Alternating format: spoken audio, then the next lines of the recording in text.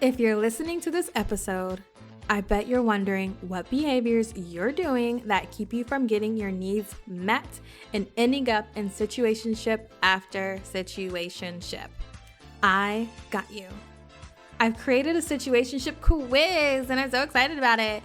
Take the quiz to discover more behaviors and more tips for navigating situationships, because I know you're in more than one right now.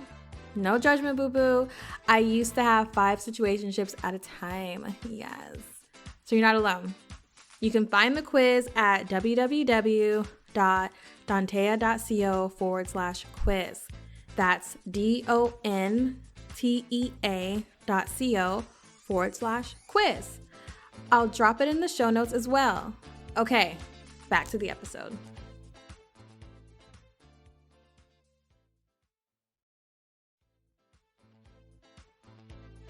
If you're listening to this episode, I bet you're wondering what behaviors you're doing that keep you from getting your needs met and ending up in situationship after situationship. I got you. I've created a situationship quiz and I'm so excited about it. Take the quiz to discover more behaviors and more tips for navigating situationships, because I know you're in more than one right now. No judgment, boo-boo. I used to have 5 situationships at a time. Yes. So you're not alone. You can find the quiz at www.dontea.co/quiz. That's DONTEA.co/quiz. I'll drop it in the show notes as well. Okay, back to the episode.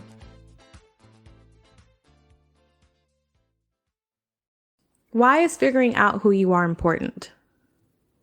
Well, mainly so others don't impose their own values and truths on you that do not fit you. Hi, loves.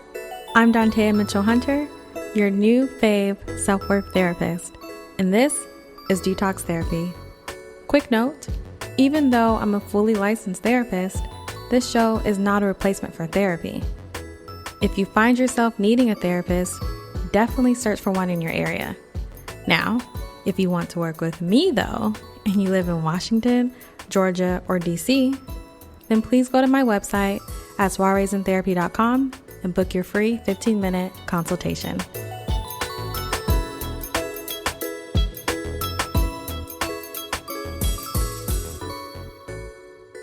Welcome back, loves. Question. Do you ever find yourself constantly being treated with disrespect? People telling you what to do and get mad when you don't follow their advice?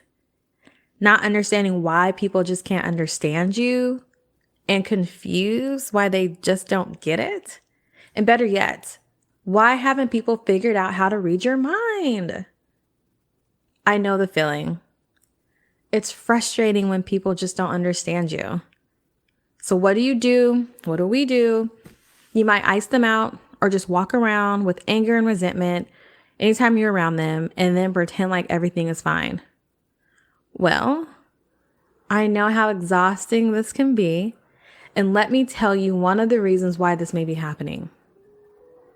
It's because people just don't know your boundaries, your expectations, your values, and your desires. Here's a real fascinating spin. You probably don't know your boundaries, expectations, values, and desires, which is a part of what makes you, you. Why is figuring out who you are important? Well, mainly so others don't impose their own values and truths on you that do not fit you. When we let others lead us without questioning who we are, what we stand for, what we do not tolerate, you will literally just be a blind pony walking behind someone who may not have the best intentions for you. Let me explain this. Because you haven't really asked yourself if you want children or not, you may find yourself pregnant and secretly hating the experience because you actually don't want to be a mom. You don't want to parent. And now we are going to be responsible for this living, breathing human who will need so much from you. You may be neck deep in debt because you were told to buy a house, because it's an investment. However, maybe your truth is to not be connected to a home. Maybe your truth is living a nomad life. Maybe traveling the world and always paying rent is your truth. Living a full version of yourself is tiring. You know how exhausting it is to be who someone else wants you to be at every moment of your life? Woo! Talk about anger, depression, and resentment. I've been there though. So let me share another work story. I was working at a job way longer than I needed to. Actually, 6 months longer than I needed to. I stayed because growing up, people didn't leave jobs, right? You get a job, you work your way up, and you retire from that job. Done. Check, check, check. So when I found myself thinking about leaving because it was beyond stressful working there, I did what others suggested and what others thought I should do, which is work it out, leave the job site for lunch, work out, eat healthier, and get more sleep. Just don't leave the job. All of these tips serve their own function separately. However, none of it resolved the problem of me not enjoying the job and wanting to leave for hopes of something better. Like none of it took care of that agony, right? Of being in the job, being there, getting dressed, driving there, parking, going to my office, sitting there. I mean, all the emails, all of it, right? So you can probably guess how this story ends. It led to me reaching a ceiling of advancements, bitching about the job any chance I got, and eventually 4 years later, crying at my desk while typing a document. Crying at work. I never thought I'd see the day that I'm crying at work. Like, what? So here's the thing. I don't want you to be in something so long that it leads to you feeling crippled, stuck, crying at work, constantly crying in a relationship, and going along with things because your partner says this is what we will do and what we should do. This includes situationships too. So if you are offended by something your partner did and you say, I don't like that you did that. This includes family too. Family's always included in relationships. And you say, I don't like that you did that. And they say, oh, that's nothing to be upset about. In that moment, you can either figure out how you want to engage in this moment of two different truths, right? We're both coming at this situation having two different ideas of how it should be resolved, right? Or what's going down. Or do you go along with what your partner is telling you who to be, being someone who ignores their feelings and drops the situation because they were told to? Figure out how we want to be in this moment. Who are you? Or are you someone that uses her voice to gain clarity and to have her feelings heard with the expectations that a problem will be resolved? Does that make sense? Figuring out who you are is not a one-stop shop. The journey is forever long. The bigger question is, when are you going to start your journey? Oh, you're ready now? Okay, well, let me share some ways to help you start the journey. Practice checking in with yourself.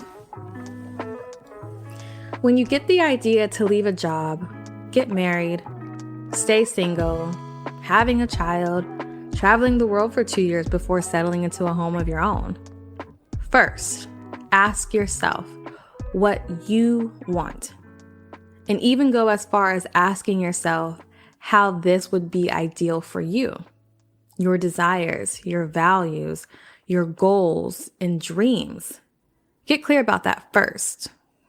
So again, step one is checking in with yourself first.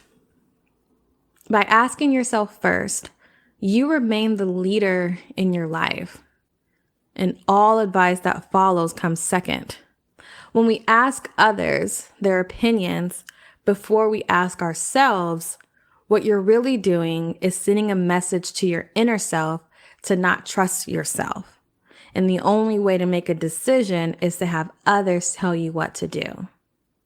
So this was the way of the world when you were a child. However, now you are an adult, and adults make their own choices. Then you get advice from trusted individuals by not staying in a child position and have others tell you what to do. Right? So there's an adult way of going about making decisions, and there's this child position where as children, you are told what to do. Now, of course, there is room for advice for people who understand your goals, values, and desires, and can help you look at your plans in a more rounded way. It is very different when you go to someone and say, "Do you think I should travel the world?" And they say, based on their own positioning in the world, "No, it's dangerous to travel alone. What if something happens?"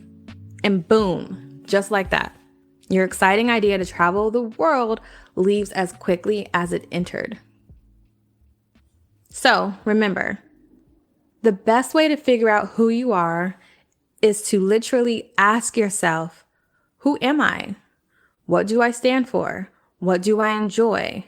What do I not enjoy? And so on. And then I want you to start living your life based on these answers. If you know you don't like being told how to feel or to be silenced, then speak up and let the person know how you feel. And that you don't appreciate them telling you how to feel from here on out. Okay, you got this. The world deserves to meet the real you. And you deserve to meet the real you. And you deserve to live a real life that serves you. Not one that was pressured onto you. Okay? Until next time. Thank you, loves, for listening to this week's episode. If you're enjoying the show, it'd be really great if you could please rate and review. Don't forget to follow us on Instagram at Soirees in Therapy. To learn more about the services I offer, visit soireesintherapy.com. If you've got a question you'd like me to answer, please send your question to Dantea at soireesintherapy.com. The answer might just become an episode.